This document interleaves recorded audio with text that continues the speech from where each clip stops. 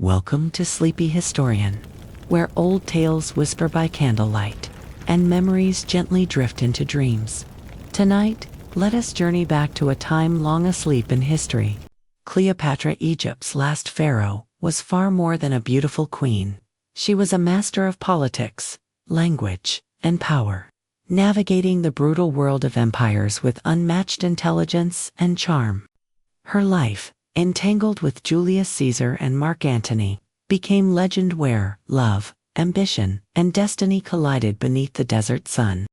In the waning light of the once mighty Ptolemaic dynasty, Cleopatra VII was born around 69 BCE. She entered the world not in triumph, but in the midst of a dynasty trembling on its foundations. Her family, descendants of Ptolemy, the first Soter, Greek general under Alexander the Great, had ruled Egypt for over 300 years.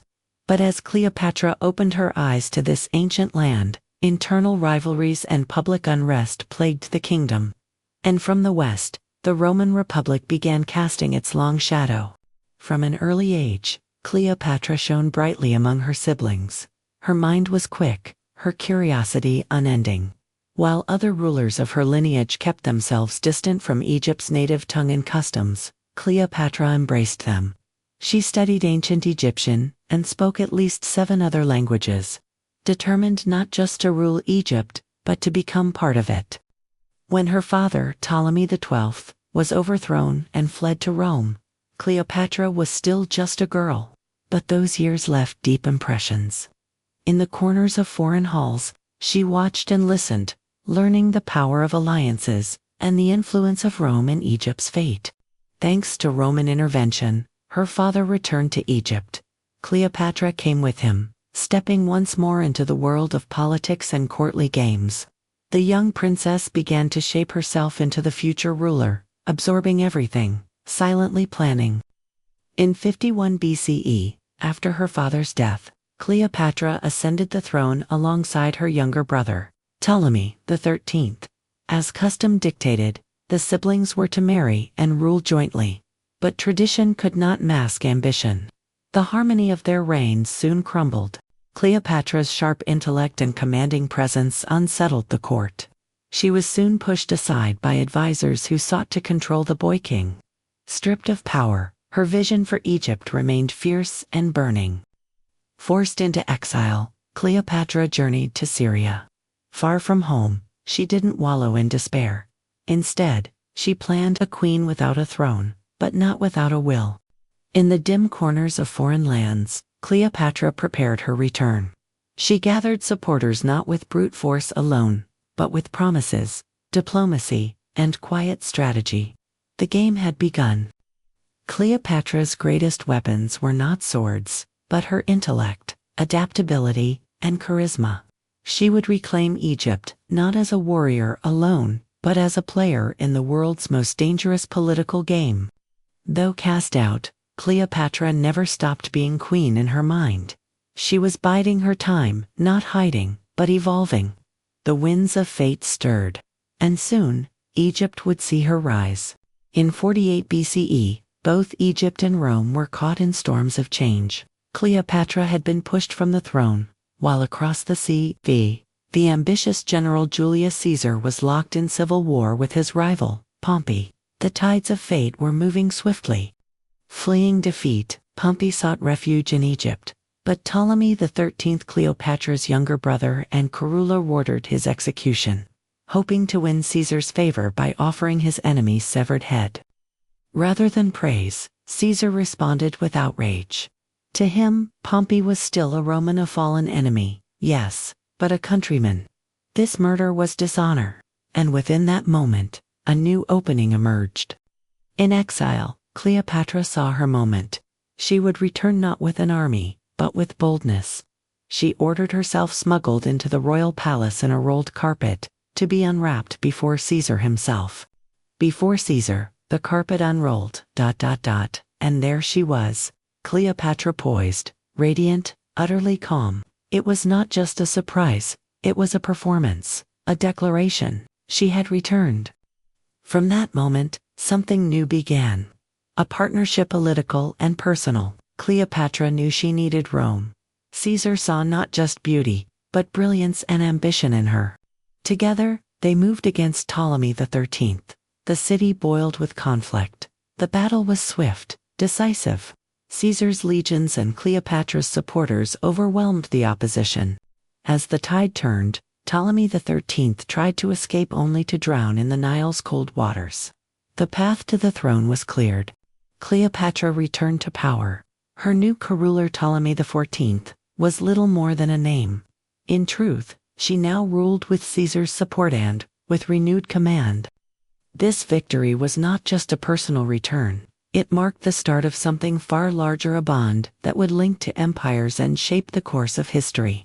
In 46 BCE, Cleopatra arrived in Rome not just as a royal guest, but as the mistress of Julius Caesar, the man who now ruled the Republic as dictator for life. With her young son, Caesarion, believed to be Caesar's child, she came as both mother and monarch. To the Roman people, Cleopatra was no longer legend, but living spectacle. Draped in fine silks and gold, adorned like the goddess Isis herself, she moved through the capital with calm grace and fluent Latin. She made no effort to blend in, only to shine. Among the Roman elite, unease simmered. Some called her dangerous, others seductive. The noble women envied her poise and power. Yet Cleopatra remained unbothered, her presence bold, her intentions clear. In a bold move, Caesar had a statue of Cleopatra placed in the Temple of Venus, Genetrix, honoring her as though divine. To many, it was heresy. But Caesar saw in her more than royalty. He saw the future. Together, Cleopatra and Caesar dreamed of a new Rome, one that stretched across the known world. Embracing East and West, she would be its eastern star, its golden bridge to Egypt's glory. But destiny turned swiftly. In 44 BCE, Caesar was assassinated and the Senate struck down by daggers and fear. Cleopatra, caught in a foreign land, watched her foundation crumble in a single breath. With her protector gone, Rome grew cold. The whispers turned to threats. Cleopatra, no longer welcomed, had no choice but to leave. She clutched her son tightly, stepping into the unknown. Back in Egypt, Cleopatra stood beneath her own sky once more. But everything had changed. She had tasted Rome's power, and Rome had tasted hers. The next move had to be made with care. More than ever, Cleopatra focused on Caesarion. He was her legacy now, child of a queen and a fallen legend. She would build a future for him, and protect his claim at all costs. But fate was not finished. Far to the west, another Roman was rising, one with charm, ambition, and a thirst for greatness. Soon, Cleopatra would meet him. His name was Marc Antony. After Caesar's death, Rome crumbled into chaos. His successors Octavian, Marc Antony, and Lepidus divided the realm between them. Antony took the east, a land of splendor and riches, and at the heart of it stood Egypt, ruled by Cleopatra. In 41 BCE, Marc Antony summoned Cleopatra to the city of Tarsus. He wanted answers. Why hadn't she supported him in avenging Caesar? But Cleopatra did not come to explain. She came to conquer. Cleopatra's entrance was legend. She sailed into Tarsus on a golden barge, its sails scented with myrrh, her figure reclined beneath a canopy of violet silk. She was Aphrodite incarnate, and Antony was enchanted. Antony, a hardened general, found himself mesmerized. Yet this was more than a love affair, it was a meeting of minds. Both saw opportunity in the other, and power was the true prize. Antony followed Cleopatra to Alexandria, where he was received not as a general but as a living god. Together, they ruled in revelry and splendor, weaving their fates like threads of silk. They formed the Society of Inimitable Livers, a life of lavish feasts, poetry, wine, and playful games. But beneath the mirth, serious talk of alliances, war, and dominion quietly brewed. Antony saw in Cleopatra not just beauty, but brilliance. Her grasp of politics, geography, and diplomacy matched his own. She was no one's pawn, she was a player. News of their love ignited Rome. Some spoke of a tragic romance, others of dangerous betrayal. Cleopatra bore twins Alexander Helios and Cleopatra Selene, then a third child, Ptolemy Philodophus. The East had claimed Antony's heart. As Antony drifted further from Rome, Octavian seethed. He saw not love, but treason. The line between passion and provocation blurred, and the world watched the flame grow brighter and hotter. The love between Cleopatra and Marc Antony was more than intimate, it was incendiary. Their union would soon shake the foundations of Rome. For in love and war, they had become one. As love between Cleopatra and Marc Antony deepened, so did their ambition. They dreamed not just of romance, but of a shining empire and Eastern kingdom greater than Rome itself. In Alexandria, they ruled as gods made flesh. In 34 BCE, Antony made a bold move. In Alexandria's Grand Square, during the donations of Alexandria, he publicly handed eastern lands to Cleopatra and their children. It was a declaration to the world: they would rule together. Caesarion was named King of Kings.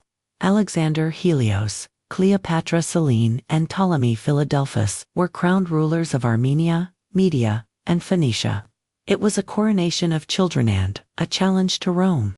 In Egypt, the people rejoiced. But in Rome, rage spread like fire. Antony, once a Roman general, now behaved like an Eastern monarch. Many saw him as a traitor. And Octavian saw his chance. Octavian revealed Antony's will true or forged, stating he wished to be buried in Alexandria beside Cleopatra. To the Roman heart, this was betrayal. And now, war had a name. This was no longer politics. It was war between civilizations, between the disciplined West and the opulent East. Cleopatra and Antony prepared for battle with the weight of their kingdoms on their shoulders. New warships were built, troops were trained, food and weapons were gathered. They knew that defeat would mean more than the loss of a crown, it would mean the end of a legacy. Their children, born of both Roman and Egyptian blood, were symbols of a future never guaranteed. Cleopatra held them close, knowing their fate was bound to the coming storm. Far away, Octavian's legions marched east. Trained, disciplined, and driven by vengeance. They were coming not just for Antony, but to extinguish the flame of Egypt's final dynasty. And so, Cleopatra and Antony stood against fate, dreamers, lovers, rulers. They believed in a future that stretched from the Nile to the east, but history had drawn its sword. In 31 BCE, all roads led to the Bay of Actium, on the western coast of Greece. It was there that destiny would draw its sword. Octavian, Rome's rising master, declared war on Cleopatra not just for politics, but for the meaning she represented. To Octavian, Cleopatra was the siren of the East, a dangerous enchantress who had corrupted a great Roman general. The coming war was more than a clash of armies. It was a battle between two worlds, traditional Rome and radiant Egypt. Antony and Cleopatra brought everything to Actium: hundreds of warships, well-stocked and splendid. Cleopatra's flagship even had a private chamber. Yet Antony was no admiral. The sea belonged to Agrippa and Octavian. As the days passed, trouble spread. Disease crept through Antony's ranks. Food ran low. Officers deserted in silence, slipping into Octavian's hands. The tension grew thick, and trust began to rot. On September 2nd, the sea boiled with war.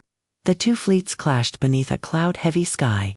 Cleopatra's ships fought bravely, but the tactics favored Octavian. Slowly, steadily, they were cornered. In a moment still debated by history, Cleopatra turned her ships and withdrew, taking her treasure and loyal men with her. Antony, stunned, abandoned command to follow her into the fog. With their leaders gone, Antony's fleet crumbled. Fires burned across the waves. What began as hope ended in humiliation. The East's final chance was swallowed by the tide. Wounded and weary, Cleopatra and Antony sailed back to Alexandria. They had lost more than a battle. They had lost the world they had dreamed into being. Once hailed as Isis and Dionysus, they now hid behind palace walls. The music had stopped. The court was quiet. Their love, once blazing, now flickered in the shadows of history. In Rome, Octavian declared victory. His armies marched east. With every step, the fate of Cleopatra and Antony drew closer. The end was no longer a whisper, it was footsteps in the sand. After their defeat at Actium, Cleopatra and Marc Antony returned to Alexandria. Once a radiant city of power and learning, it had become their final fortress. They knew time was running out, but Cleopatra would not surrender. Even in despair, Cleopatra acted. She rallied troops, secured the city, and sent envoys to old allies.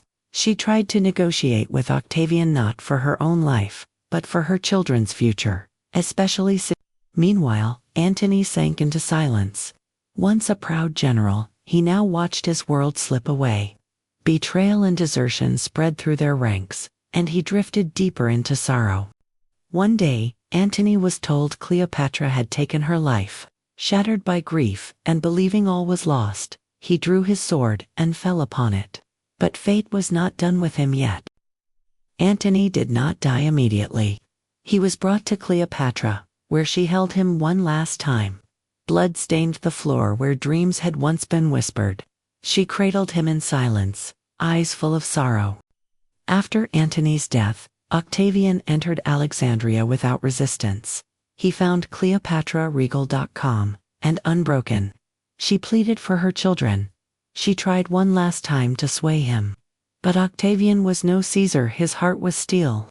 Cleopatra knew what awaited her: a Roman triumph, shackled and paraded through the streets. That shame she would not endure.